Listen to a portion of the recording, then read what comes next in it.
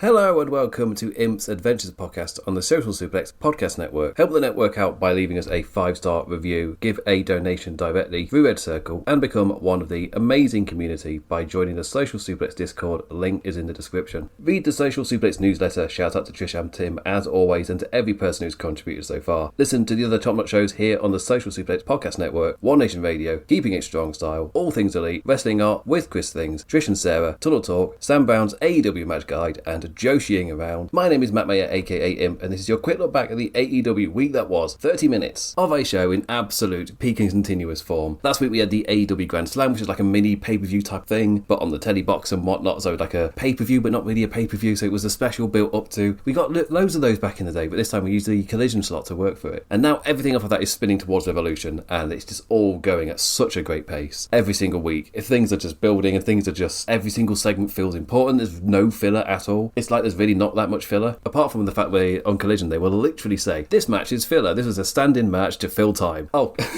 okay, like it's a jobber match. It's almost like they're trying to rebrand the jobber matches, but they're rebranding them as filler.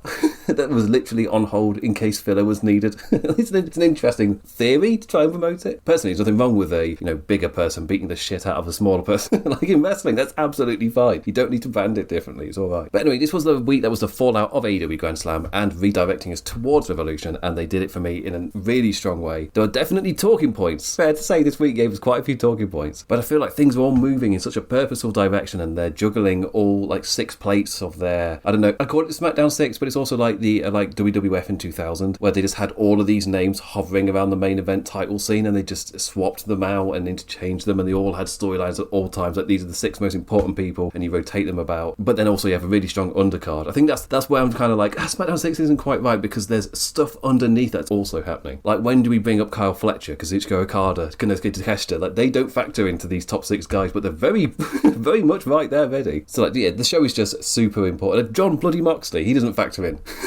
He's doing his own thing at the moment. Really, just a really strong product right now. And maybe what we saw with Collision, because Collision sold over 3,000 tickets this week. They only did that once in 2025, and they've already done it here in February. So is that a sign? Is that a mini sign that the product is being as strong as it is for the amount of time that it is? Is it starting to show little dividends like that? I'm not talking anything crazy like back to like 10,000 arenas or anything like that. We're not talking that. But are things on the way back up rather than back down? And at the moment that momentum feels really positively in AEW's direction. Anyway, this week we were live in Sacramento, California for AEW Dynamite. A little plug as well for Rich Latter's video put up on YouTube, because he spent the day on Wednesday with Swerve and he made a great little video posted about it. So if you want to go to his YouTube channel, pretty certainly he would have linked it in the One Nation Radio and in the Discord and all that stuff. So if you want a little behind the scenes of what happened, maybe not super, you know what I mean. Blog, that's the word I'm looking for, Jesus Christ.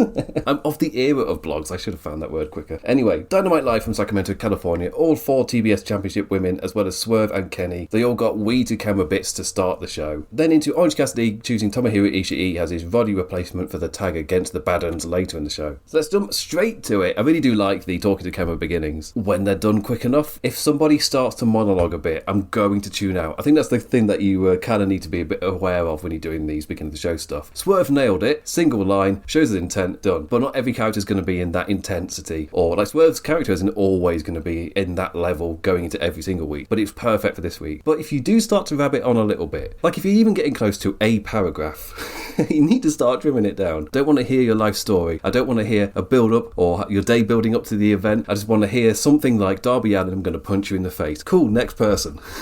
One line. I don't need anything more than that. And speaking of a very clear basic intent, the Continental Championship Eliminator match that started us off, Jon Moxley versus Mark Davies. Let's play a clip for the match before we jump on in. Well, perhaps Davis is who's now looking for the pile driver, but instead Moxley. Bulldog flames him out, center of the ring. The Bulldog's in tight. Davis is fading, and he taps. A big boy out to bash and batter Mox. Excalibur's reminder of Mox's involvement in Davies and Doyle's tag title match was partly responsible for their loss. So in wrestling hindsight booking terms, that means Mox's involvement was entirely responsible for their loss. Danielson was disappointed that Bold Wheeler Yuta didn't go out to. They're holding off on that pop masterfully. I love it. Hefty chops and strikes brawl and bruises off, escalating into your more German suplexy watchmajigs. Very much for Davies bringing back that Rikishi slaps his thighs and sits on you spot. Totally a sucker for that spot. spot. Danielson afterwards like, Mark Davies is a big boy. I think they've seen the social media posts. I don't know about Twitter, but Blue Sky is very horny for Big Dunk. Hype after a dive into the barricade. Davies was set for it after a missed punch into the ringside post drew Aussie blood. Mox immediately in like a shark, like, get me some of that. A little nibble before talking to fingers and quickly realising they could just do hand stuff through the ad break. I said what I said. When we returned, there was no chest home for Davies to sit on. John striking off the man's hurty bum bum. The 10 minutes remaining call reminded us of Saturday's draw. And yes, the gut wrench pile driver is just a part of Mark Davies' move list now. I love that in his style of, I'm just in any way going to hoist you up and hit a thing. But I feel like the gut wrench pile driver is absolutely perfect vibe for Mark Davies' style. Because even though it is clean, it doesn't feel it. It feels like he's just hoisted a lad up and dropped him. It's not the elaborate performative holding them in the correct pose and position before hitting the move. It's like a hoisting a sack of potatoes and dunks them. It's like, yes, I absolutely adore it from Mark Davies. Production made sure to just keep getting shots of Davies' bloody hand as it began to swell, or at least Danielson said, look, it's beginning to swell, and I believed him because he's such a good commentator. And it played somewhat into the finish as Dunk was unable to swing quite as focused as he normally would, giving Mox that second to snap in and flip him over into a bulldog choke submission win. Lovely little bout to start us off. And I like that Mark Davies hasn't like sunk into the background whilst and another tag partner unfortunate injury. But it's just good to see that he is getting that momentum. They are flowing with it. And he's getting over. Like, good for him. With everything that happened, they're like, oh, was he just going to be a little bit forgotten with all the focus of Kyle Fletcher? Like, no, they've found a place for him. On to the other notes from Dynamite. A promo video from Brody filmed in the Aussie medical room got a loud fuck ice chant. He and Bandido will both bounce back. Fair to say AEW have really got something here. An obvious statement, I know, but they really do have something. Brody will have his first match since Australia on Dynamite next week, so we'll see how the reaction works. Like, has he been properly elevated by all of this? My gut reaction is yes. You can put him in those six. Like, he's that guy who slots in and becomes the newer face of those guys. Technically, like, Andrade's not had like a super strong AEW footing, but he feels more established already in that higher pecking order because of what he did previously. Like, it's enough for me to believe him in that top spot again without too much character work. Brody King feels like all the character work has done it. It's done the job. It's worked. Like, you can just slot him in now. But let's not overlook Bandido. I feel like it's something because of everything that's happened with Brody King, with his run to MJF. I thought Bandido's build up to MJF's match was also brilliant. Then things outside of their control then fed into the hype for Brody King, and that just wasn't just good TV booking of a strong character, of a strong wrestler. That was, oh shit, no, there's something in the air, in the zeitgeist here. You could strike on something. So something tells me he might get quite the reaction on next week's Dynamite. Death Riders had a Wii to camera promo run. Yuta wearing both a beanie and his hood up, like he's not giving you anything. Pac and Garcia laid out another challenge to the Don Callis lads. Mox isn't walking away from the Takeshita fight either. Challenge to a no time limit match at Revolution. Yes. Yes. What they did at the Aussie match absolutely perfectly sets this up. The audience are just right there with them in anticipation, just really wanting to see how the match will actually go. My only negative is I had said, I hope they've got something more than just giving us the Don Callis versus Death Rider multi-lad tag matches every week. Aside from Aussie Grand Slam, that is all they've got. I'm a little bit disappointed. To be fair, this week's one on Collision was one of my favourite. I was definitely souring on it last week, like I'd seen enough of them, but this week, I'm back in. I really enjoyed this week's. But same comment, really like what they did with Aussie Grand Slam to set this up. I felt the vibes for it going in, but doing the thing you expect isn't always a bad idea. I like where this is going. Like, you're teasing that you're going to put on a great wrestling match, and then you tell me you're going to put on a great wrestling match with a no time limit, so it's going to go for a certain amount of time. Guaranteed. Otherwise, why are you doing this whole build for it? That is a very clever way to get me interested in a wrestling pay-per-view. Would have been nice, though, to maybe have something more than just multi-lad matches guarding it the whole time. At least John Moxley has done his Continental Classic style matches, continuing with the title. That's been nice to just remind you of what the vibe of the title matches are going to be like. But we are still getting the Don Callis multi-lad matches every week. Speaking of Don Callis family, they accepted the Collision challenge, beating up staff backstage. Don told us that Takeshita's not here, when Okada then walked in. Kyle's my best friend. I wish to be here with him, but I've showed up to work to do my job, unlike Takeshita. Introduced Andrade, who was dressed like a Guy Ritchie mob boss, to let us know he's still focused on the AEW Championship. More on that in Collision. Hook with another Takemura video confirmed the Ops are recruiting. Shibata's in Japan and he's here, both looking for the best. Honestly, at the moment, this feels kind of cold. I'll see what they come up with, because at the moment they're teasing that they're coming up with something, but my gut reaction for this period with Hook at the top of the Ops, it feels kind of cold, which is kind of a shame, because with the whole Samoa Joe thing, it felt like they had found a great way to just reinvigorate his character again, which I wasn't expecting, but I love the way it mirrored the Revolution stuff with Swerve and Hangman previously. Thought it fed into their stuff really well. But because he's not the main character or focus, even though he had the championship, the whole point was to give something for Swerve and Hangman, and it's bounced off into this like 6 top lads thing so well. Samoa Joe's not part of that. So where does he he factor in? And then, of course, Will Hobbs has gone over to WWE, so the ops need to restructure. So at the moment, no Joe, no Hobbs. It feels kind of cold, but we'll see. Who does he recruit? What's the actual image for it? Do they have the same vibe, or are we going for something different? Like, what's the actual plan for what the ops is going to look like? Because at the moment, not super excited. Not going to lie. It's not got me super excited. When Hook came up, I was like, oh yeah, that's happening, isn't it? End of emotion. This here is the most I've thought about it. That's the target. It's like, obviously, I'm not going to do like a big reaction bit. Oh, this is rubbish. I need to just move on or do this. Like, I don't know what they're doing. I don't know who they're bringing in. I mean, the vibes don't feel amazing, but you know, if the vibes are exactly that afterwards, I will obviously voice it. But at the moment, yeah, you know, it feels kind of cold. We'll see. Renee introduced 2 former AEW Women's Champions backstage, Chris Statlander and Thunder Rosa. The latter cleared today, but the former not able to wrestle yet. So Rosa challenged Tekla to a match on her behalf, and we got a return match for her on Collision. Another Will Ospreay video play, this time focused on the competitive edge of his character. This isn't where the best wrestle, it's where the Billy Goat wrestles. Some things in wrestling are meant to be taken super seriously, and then you read the sentence out loud, and this is where the Billy Goat wrestles. It's like, yeah, wrestling's weird sometimes. Sometimes you say a ludicrous thing, and it's treated as, this is serious, this is emotional. It's like, no, that's not a serious sentence, surely. The Demand made a challenge for the Trios title. Tara very amped to challenge the Jet Speed lads. Turned to their locker room to find a Jack Perry knife in the door. Ricochet like, a knife. What a humorous jape. And what a humorous jape it was. For we will get to it. FTR. The Boo Baddies, not on the run sheet, but they're the tag champions, so they'll do as they please, damn it. A wee segment trying to convince us another FTR Young Bucks bout is necessary, actually. Come on then, sell it to me, fellas. I'm ready for the hard sell. FTR and Stoke hit on Matt and Nick just being the second best tag team again, the line that they set up last week. Stoke specifically ran on the Jacksons' goodness, calling out their fakeness given what they were doing just this time last year. Called the Jackson children running around backstage like domestic terrorists, which worked so well to make me believe Dax and Cash really did think the crowd reaction was because of that line, and not because the Bucks were stood behind them winding up a super kick. And Stoke continuing to talk, not realising it's happened. Also great. It's the fact he said that line right when the Bucks got into the ring, so the pop from the crowd could so easily have been believed as, oh, they're reacting to my line, aren't I good, I've said a joke. But God was I happy this was a quick and simple segment and not a promo battle. Stoke continued his promo for a moment before realising who was behind him, held off from super kicking the man again, this time announcing they'll be going for the titles at Revolution. I feel like if they had got into the ring and tried to emotionally sell me with their words about why this match was necessary and all the same emotions they got by doing the actions, I would have bounced right off of this. Because they did it so quickly, just kick them in the face, say we're coming for the titles at Revolution, move on. Absolutely, yes. This is what this should be. If you are doing this again, you don't need to try and sell me on the purpose of it. You can just be blunt about it. Like, yeah, we're doing it. Cool, let's go. And everything here sets up what happens on Collision. So we'll get to that when we get to Collision, including the line about your kids are running around backstage like domestic terrorists. Like, that line comes in as well. Said kids, oh, they're ringside. Oh, I bet FDR took that well. The 4-way for the TBS Championship, Willow Nightingale, Megan Bain, Marina Shafir, and Mina Shirakawa. A wee fun 4-way kerfuffle. Bain and Shafir made good work on their past teamings for a tad, making Mina and Willow work together too, but TBS title times meant that didn't last past the break too long. Big Bain with a really impressive head scissors for her size, flipped Willow off the top, Shafir's tiger feint to chop the head and drive into the mat, not quite as impressive, but he got the women to the outside for Big Meg to toss Mina out onto them though, so, you know, did its purpose. Plenty of multi-person spots in the second half, including our first meet chant for women's matches when Willow and Megan ran at each other. Bain, the only last left in the ring, dove on out and got our first This Is Awesome of the night. This was where Bain and Shafir fully broke down, brawling around ringside till Megan powerbombed her onto the no-breaky announce desk. A huge avalanche German suplex from Willow tossed Bain overhead to a great reaction from the crowd. Mina tried to take advantage and hit her fancy strikes on the champion, wound up in the figure 4 only to get cradled up and pinned for Willow's survival. An entertaining enough little TBS title defense. Reminds you of Mina's, existence.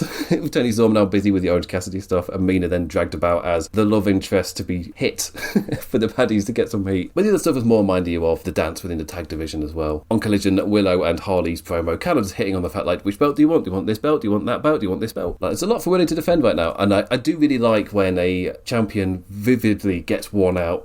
Like, you start to see it in their character. I was a really big fan of Darby Allin's Flash TNT title run in the Samoa Joe kind of era of that title, where he picks it up for like a month, or I can't remember how, it was a really short amount of time, but he went hard. He was defending it all the time in like knackering matches. He went to Japan.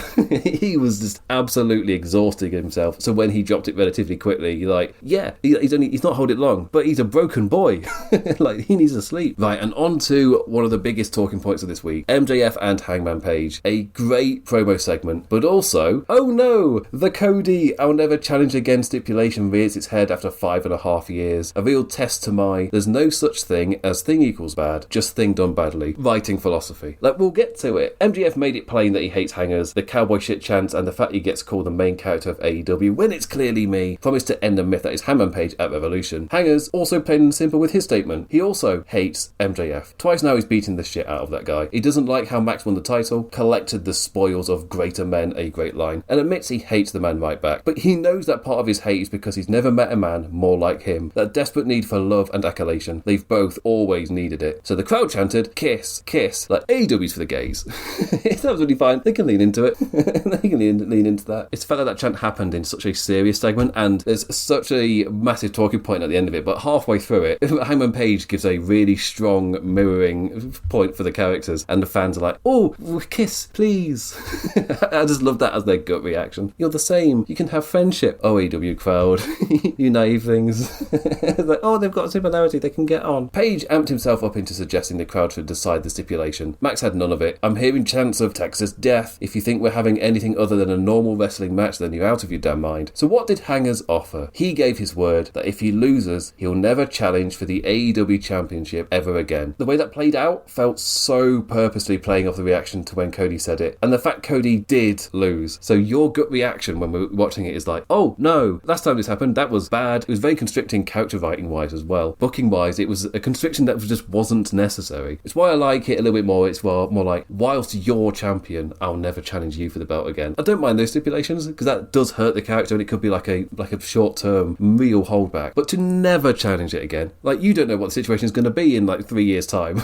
Like, you might suddenly need a snap person to jump in, but because you've given this stipulation. Max seemed to like the offer, but wanted a week to accept Eddie's stipulation or come up with his stipulation. I'm a little confused on what it is. Are they both coming up with a stipulation each? I think that was what it was. So Max is taking his time to come up with his rather than in the moment off of the emotion of Hangers giving out his. I think that's what they were building to. Hangers not the same though. He's already made up his mind. Hangman Page, MJF, Revolution, Texas death. Like, hey, a nice little neat 5-word poem. But yeah, it's fair to say the reaction to this has been mixed. I feel like there's a gut reaction of, oh no, not the Cody thing. That was a very bad idea, which long term did hurt them. The fact that he could never go for it, especially when he was such a hot character at the time, and the fact that he would never be the top, it was a very odd decision. So the fact that they could do that to another character is like, oh, do they think it's a good idea that was then just done badly? Because that again, my philosophy when it comes to writing. But you need to have such control over what happens next if you're doing that. So you could do this well as much as you like, and you can even follow it through for a little while as well as you like. But come 3 years later, right now you don't have control of that creatively. You have no idea what world you're going to be in that amount of time later. You can maybe control one or two things. Like the story of the initial champions of AEW and then Hangman Page beats Kenny Omega. That was like a multi-year long story which they slowly built to. You can have a plan for that, but you don't know exactly how it's going to be able to play out when you started doing it. Like the birth of AEW, they didn't have a direct plan. Like that's why for me it's a bit of a holding back. When Cody initially did it at the start of AEW, it then became a kind of a problem. The fact that he could never like integrate into that world title picture. So when that stipulation is brought up again, there are wholly negative reactions. And my gut instinct was more like, well, if you're bringing it up now, you want me to have that negative reaction to it. But I guess they wanted it to be more like, no, Hangman, don't do that, Hangman. Hangman, no.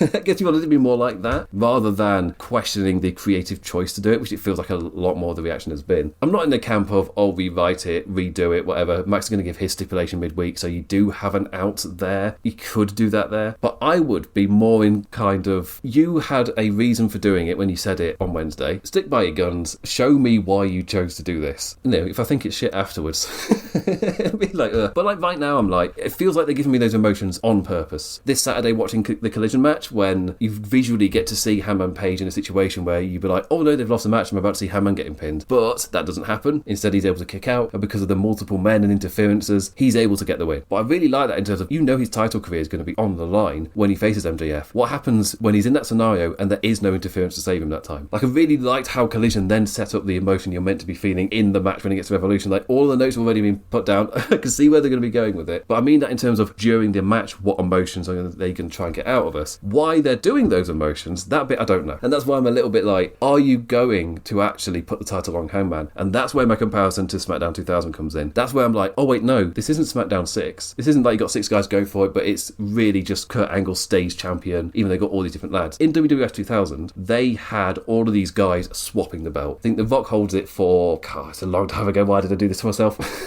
He held it for a certain amount of time, he drops it Kurt Angle, he drops it back to The Rock, and then you go into WrestleMania of Rock versus Austin. It's a little bit messy, but when you got those 6 lads in the world dancing around the world title picture, giving each of them like a few months with the title, that is alright.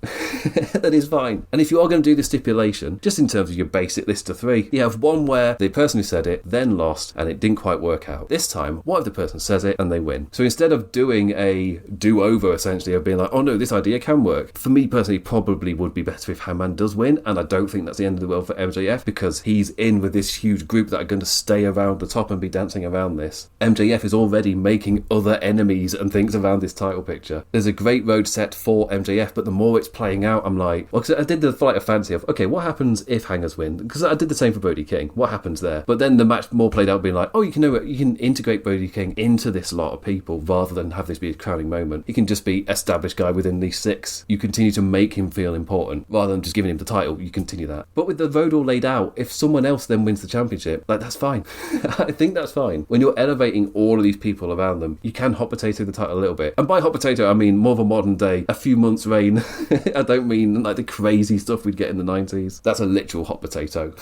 Crazy stuff. I mean, look at it now. You're like, what do you mean they held it for like a week or 2 constantly? That's crazy. But because I don't know why they've given us those emotions, because it felt so purposeful that they were trying to get those emotions from us. That gut negative reaction. Then you start to feel those emotions during the matches. So why are you doing it? Like, personally, I think it's because I'm also getting excited for this like big group of people around the title. I think it would be a bit of a mistake to take one of them out of it all of a sudden. Like, what's Hangman going to do if he can't go for that title, given all the people he's feuding with are hot for that title? So what becomes his purpose then? Is he just going to like hinder other people as he lashes out? Like, what's the plan here? That's why I'm like, you're going to have to convince me over these next couple of weeks that there's a world where Hangman could work outside of this and it'd be fine. But that's going to be more difficult. My world is suddenly like, well, Hangman's got to win. That doesn't mean that you should swerve me and have MJF win. It's like, no, Hangman can win, but the road that would look like it was going to be set for MJF then becomes the road set for Hangman. And suddenly I'm like, oh, then you got Swerve's turn. That becomes even like more exciting if you change the champion during this run while Swerve's kind of establishing the new character. So I'm not having an immediate, oh, this is a really bad idea to do this reaction. I am a bit wary of the thing didn't work before, try it again. It's like, because I do believe it is a thing done badly, but this is an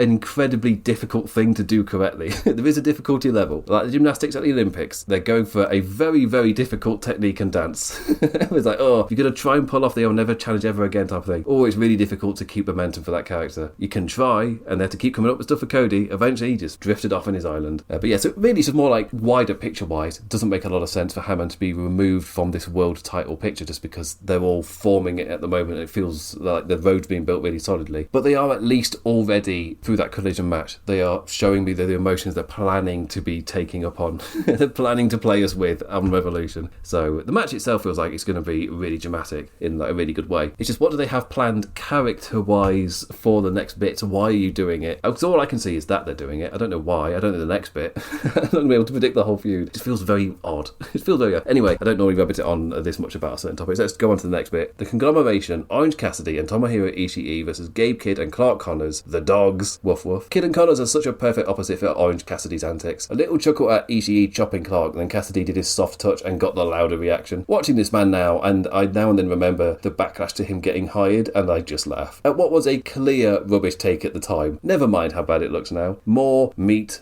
for Gabe and Big Tom's strong style, charge and chop battle. The crowd really got into this when those two were battling in the ring. Kidd and Connors didn't get the best reaction when they came out, but Sacramento, they came alive during the actual match. And right then, Ishii's right hip or quad or hamstring just completely gave up under him. Sucked the air out of the match, unfortunately, but the now experienced Orange Cassidy just broke through and brought that life back with his dives. Gabe and Cassidy ringside with the Orange Man draped over the barricade when Darby Allin made his return with a pipe, brawled away with the Nottinghamshire Dog back into the ring, and the injured Ishii somehow fought back to finish the match. Orange punch to Connors, brainbuster for the win. Ishii could hardly walk, having to be assisted out. How he finished, like, I've got no idea. Hopefully it's not too bad. Apparently that was the word coming out afterwards. Like, there's a big worry that he'd done something serious there, but it turns out it's not that bad. Or at least that's what the thought is the last time I saw it. Next match was the Brawling Birds versus Jobby Jobs, Becca and Viva Van. A quick little establishing bout for our new women's tag act. AEW style with the jobbers allowed a wee bit of offense. Irish curse backbreaker from Hayter, lariat from Windsor, then a double charging lariat, and just to finish things off, a heart attack style lariat. The Brawling Birds get their few little moves established. Not really much else to say.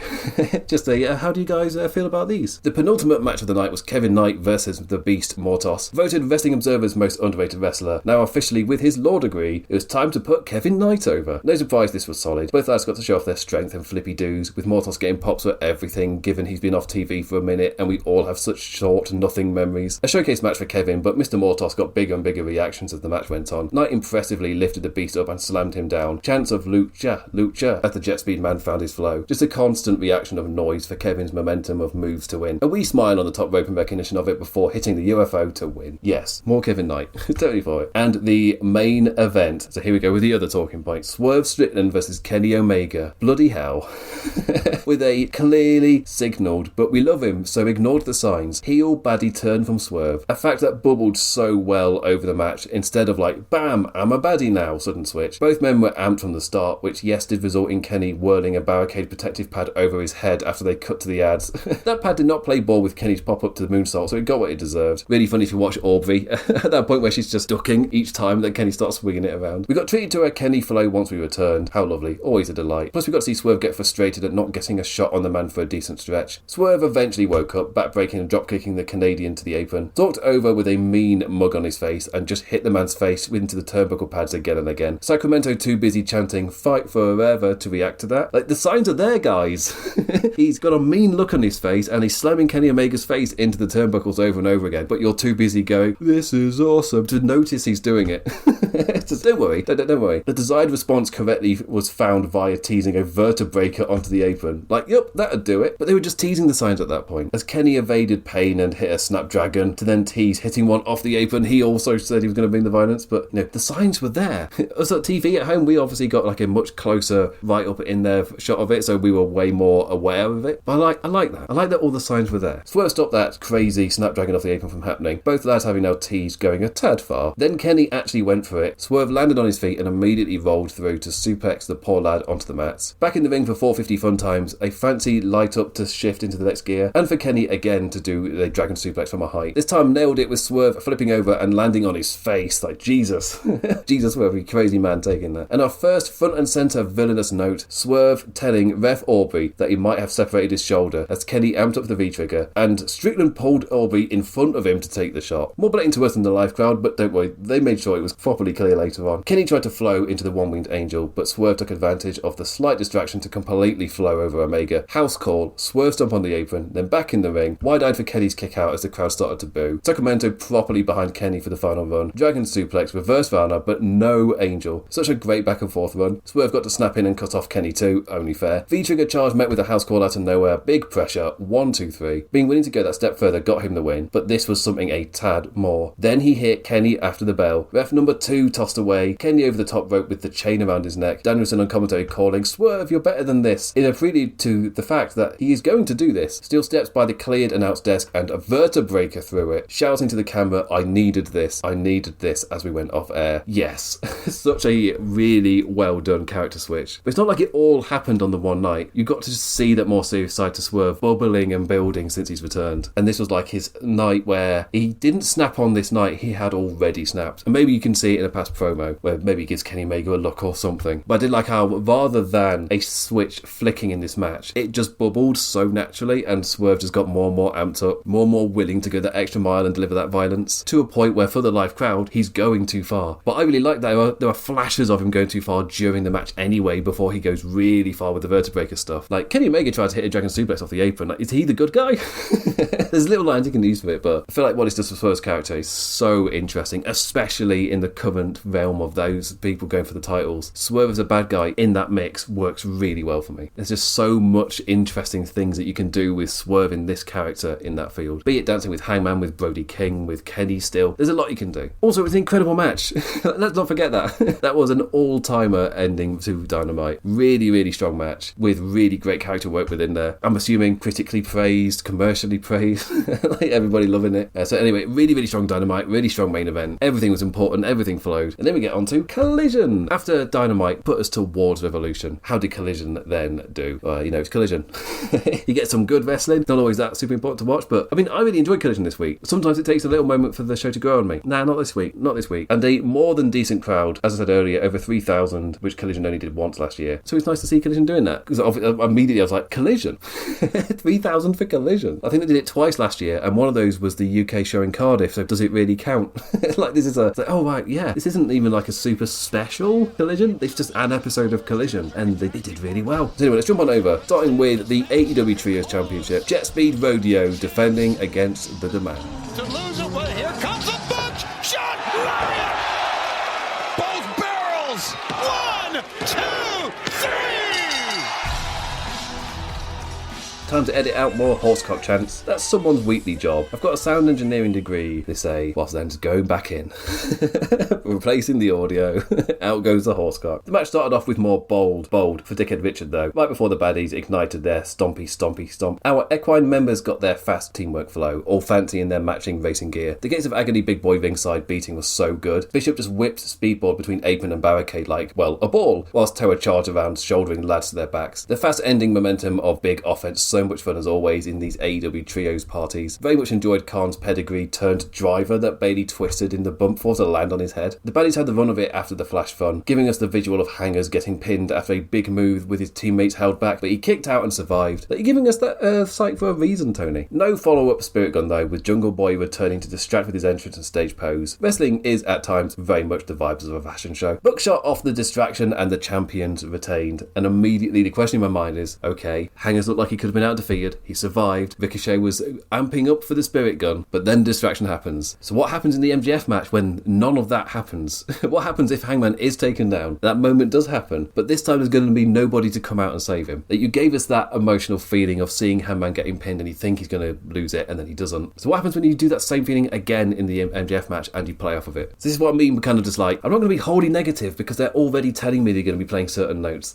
They're already setting me up for it. The thing itself might be fun to watch, but I think it might be the aftermath one a bit more like, they're not sure, Chief. On to the other notes, because it is Collision. The Rascals have their first AEW t-shirt to sell. FDR walked on in like disappointed teachers and got hyped into an eliminator match in the main event tonight. Andrade and MJF had an all sweaty in their wrestling underpants chin wag backstage. Friedman wanting to assert himself after Andrade voiced his mission to still go for the AEW Championship. Tommaso Ciampa interviewed backstage wearing a dyed blue leather jacket. He's liked the competition since he's arrived in AEW, but didn't take too kindly to Fletcher taking the TNT Championship to Australia and then staying in Australia. He still has his eyes on Sylvie, as he calls it. Babes of Wrath backstage with Lexi Nair. Hardy just making me laugh again. Which belt do the big ladies want? Buckle up, ladies, as they promise to stand up to whatever the challenge ends up being. A party backstage with the Outrunners, Bang Bang Gang and Anthony Bowens, hosted by Private Party, all hyped to be back. That very much looked like a party I did not want to be a part of.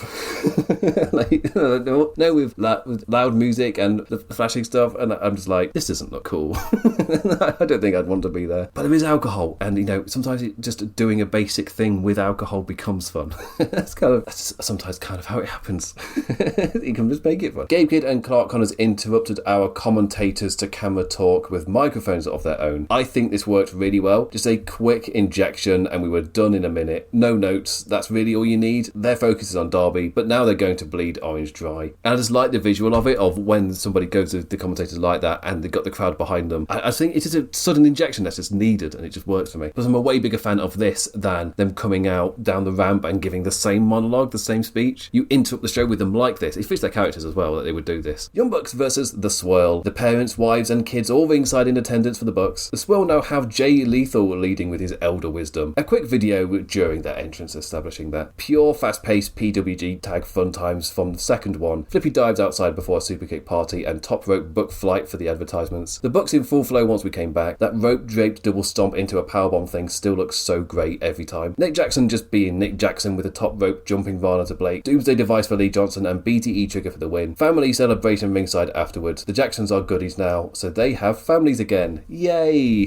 That's how it works in wrestling. The CMLL World Championship. Claudio Castagnoli versus Josh Alexander. Tony Khan's out in the ring holding a belt again. You know what that means. It's Claudio O'Clock out in his lucha mask to pose in the crowd with his title during his entrance. Two big lads charge charging at each other, but these two aren't afraid to have a little wrestle too. Enjoy yourself the little dance Claudio did after Alexander's chop was deemed a little weak by the crowd. Chants of Claudio, as, like I said, the man just goes in waves of being properly over. Our ad break lead-in, very Rowan Atkinson, with a ring steps whip ended with Claudio going, holding his knee. You very specifically have to have seen Rowan Atkinson's stage performance.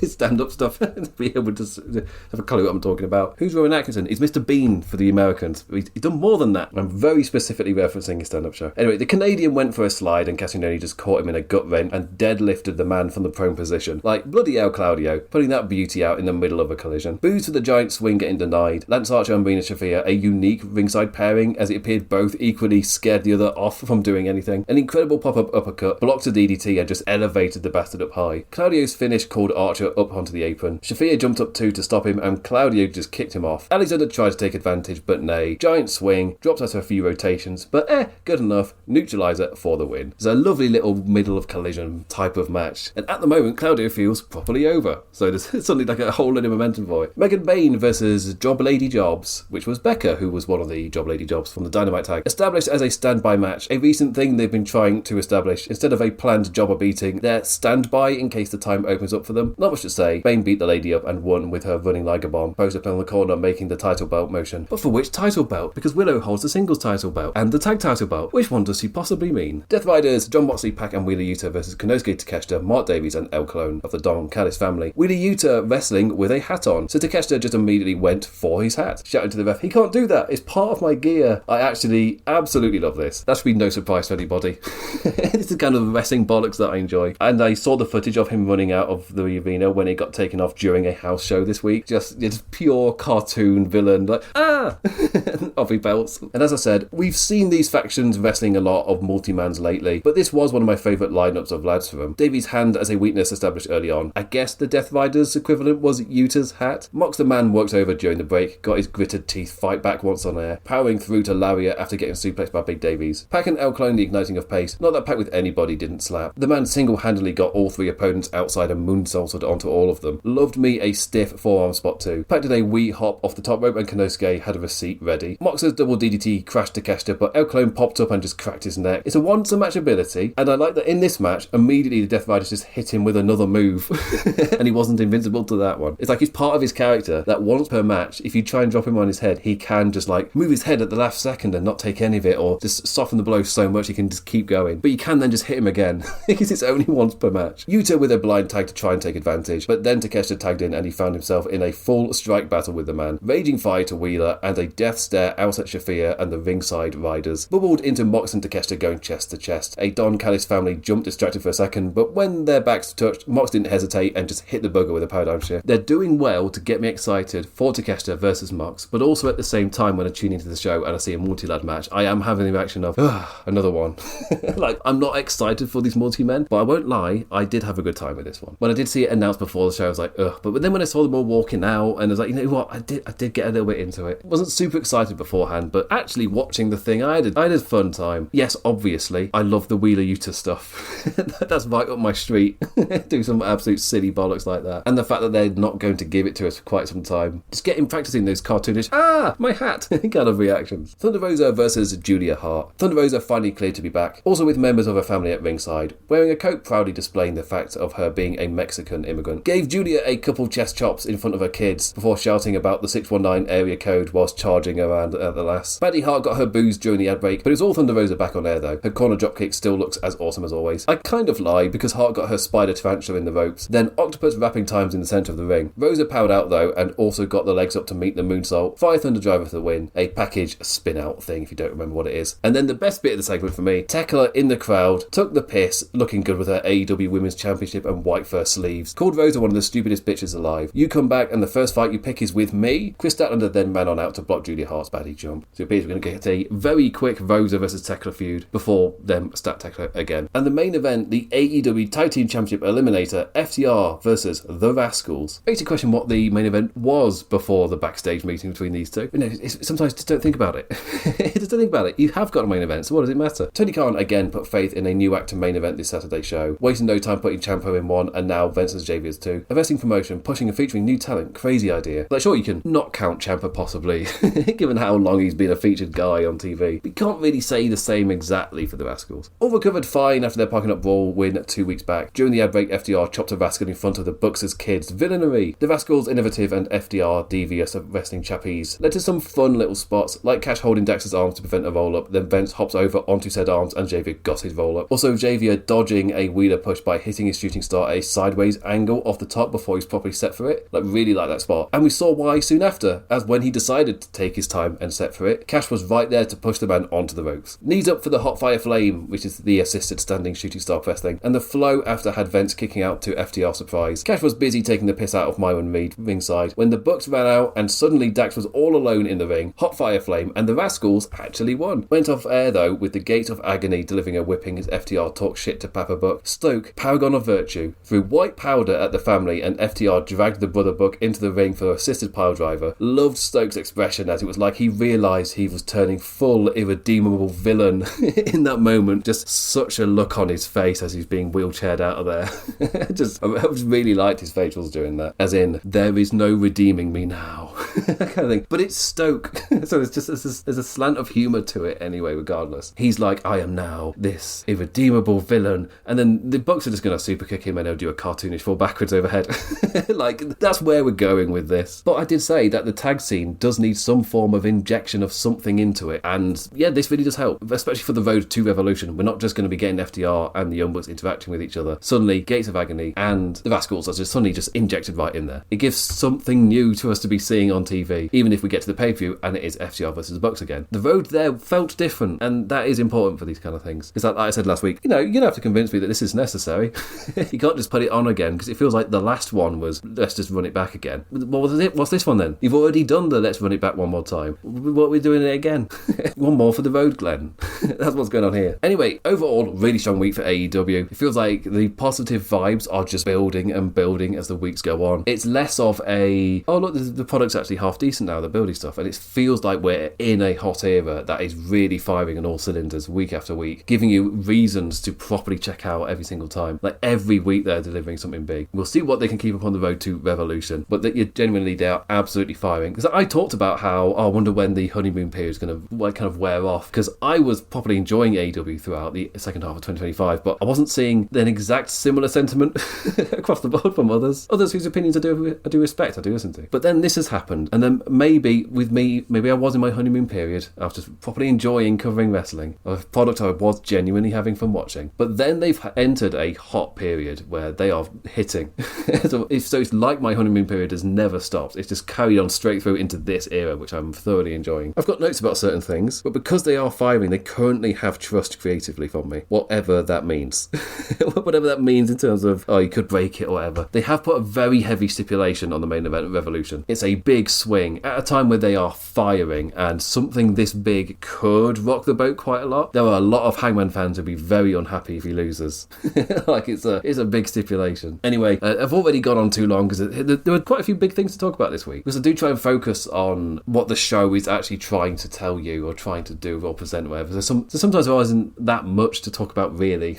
But this week, these were big swings set up this week. One of them very positive on no questions asked for the Swerve stuff. Hangman Page possibly positive, but lots of questions. Like, well, what are you doing here, Tony? Kind of like, we'll see.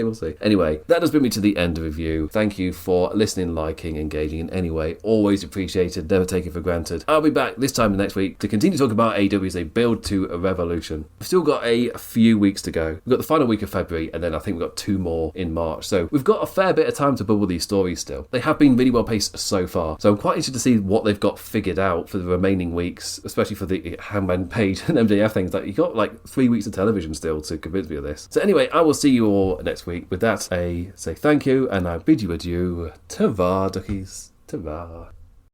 Thank you for calling the Bombas Comfort Line. Bombas make socks, slippers, tees, and underwear made with the highest quality materials. Press 1 for comfort, 2 for style, 3 for donation.